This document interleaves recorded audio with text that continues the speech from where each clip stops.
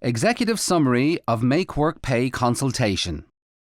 In 2017 and 2018, the Department of Employment Affairs and Social Protection undertook a national consultation with disability stakeholders. It focused on recommendations 9 and 10 in the Make Work Pay report. In line with the terms of reference of the consultation, this report outlines how the consultation was done, the main findings, and proposed next steps.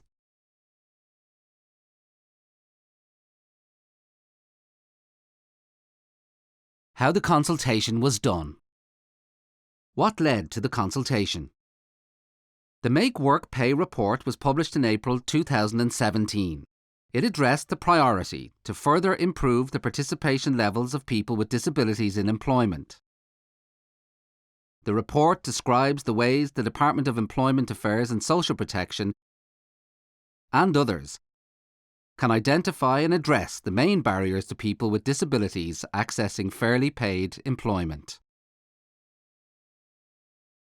It made 24 recommendations, including recommendations 9 and 10, which focused on raising the starting age of the disability allowance payment from 16 to 18, Recommendation 9A, and the principle of early engagement, Recommendations 9B and 10.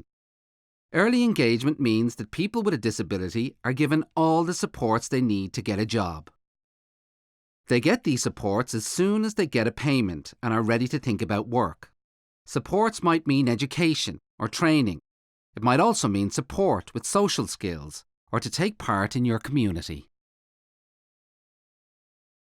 Why was the consultation needed? After the report was published, the Minister for Employment Affairs and Social Protection agreed to consult with people with disabilities, as some of the Make Work Pay recommendations were thought controversial. Before the recommendations were acted on, the consultation gave people with disabilities and their family the chance to share their views on how to improve work outcomes.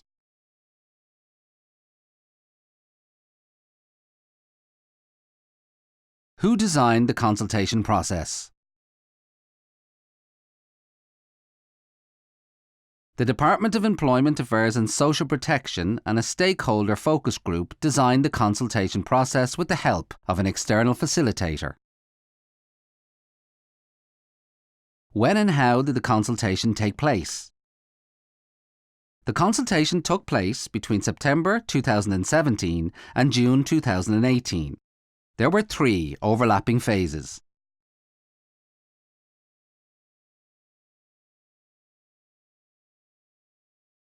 Table 1. Stages of the consultation. Phase 1. Planning and preparation. September 2017 to March 2018. This phase was used to plan the national consultation, clarify the roles of those involved, including the stakeholder focus group, clarify the questions to be asked as part of the consultation, and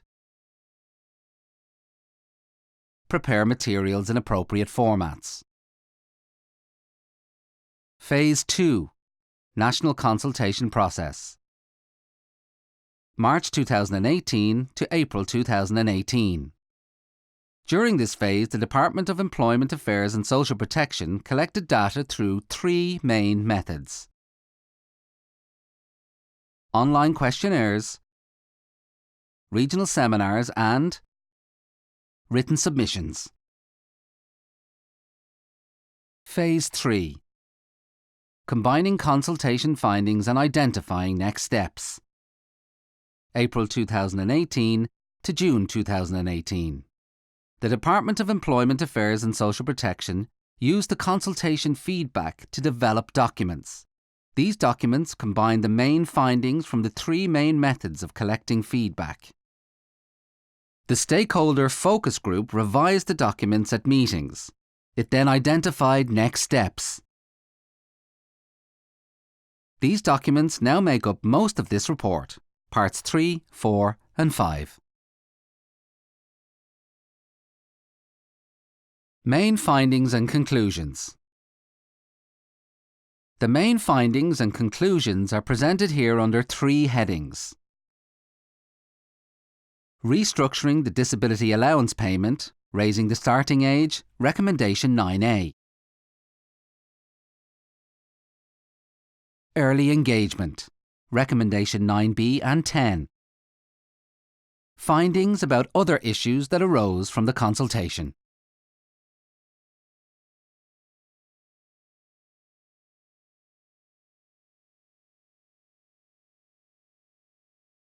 Restructuring, redesigning the disability allowance payment, raising the starting age, recommendation 9A. Main findings. From responses gathered from the regional seminars and the questionnaire, the stakeholder focus group considered that there was a polarisation, sharp division of views. Around half of the respondents were in favour of restructuring the disability allowance scheme in line with the Make Work Pay recommendation, but a quarter were against the proposal. There were many reasons why many respondents favoured the proposal to restructure domiciliary care allowance and disability allowance. Some of the main reasons were that they thought 16 is too young for a person to receive an adult payment, the disability allowance payment. It helps to keep the young person focused on training and education to prepare for work. It offers more control over finances to parents. Restructuring the disability allowance would allow people between 18 and 22 to focus on education and training and social inclusion according to their own ability. The stakeholder focus group viewed the results of the online questionnaire with results from the regional seminars and written submissions to get a coherent picture of views.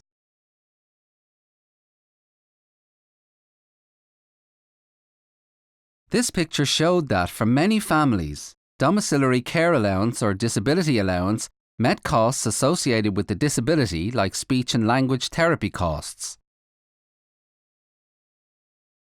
However, the domiciliary care allowance or disability allowance did not meet income support needs.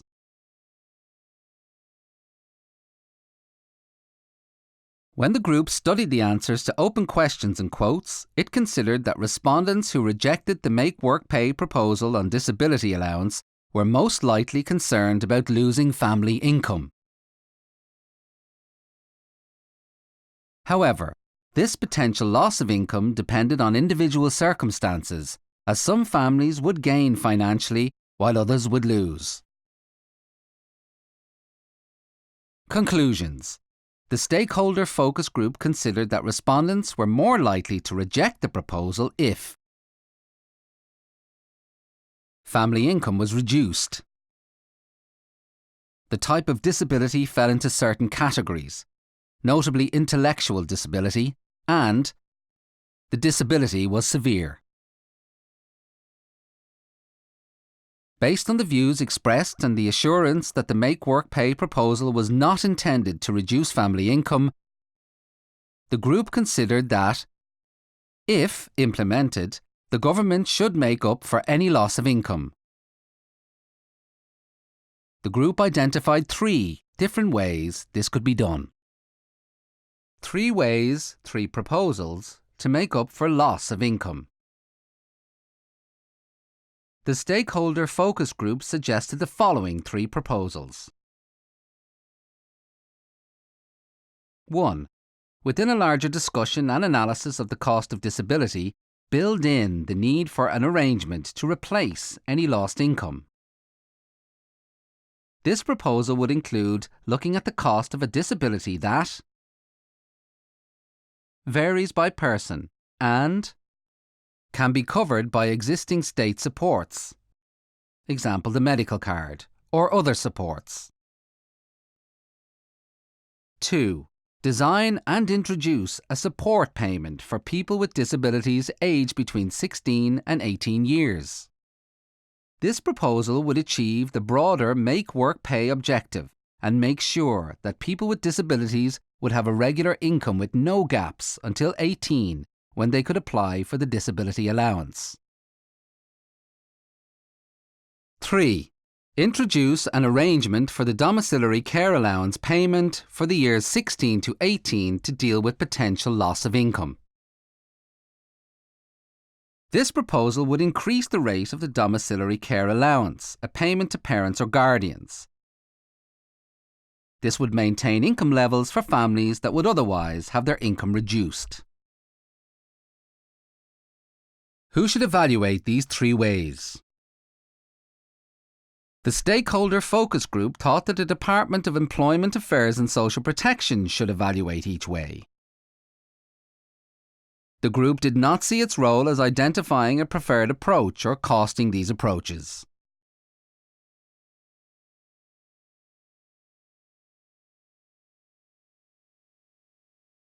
Early engagement. Recommendation 9B and 10. Main findings and conclusion. The majority of views from the 3 main consultation methods broadly welcome the principle of early engagement, so long as there were supporting actions. These actions included: provide a clear sense of how early engagement will work before it is implemented. Develop the early engagement way of working based on the work being done by the Midlands Intro Test Project on early engagement for people with disabilities. Intro is a single point of contact for all employment and income supports. Intro offices are in various places around the country. Strengthen the capacity of the Intro service to address the needs of people with disabilities. For example, Intro staff need to be trained to find information for people with disabilities who are interested in working, and so on. Make sure that the principle of voluntary engagement is kept. Consult further with the disability sector to develop the early engagement way of working. Develop local networks and protocols or rules for encouraging agencies to work together.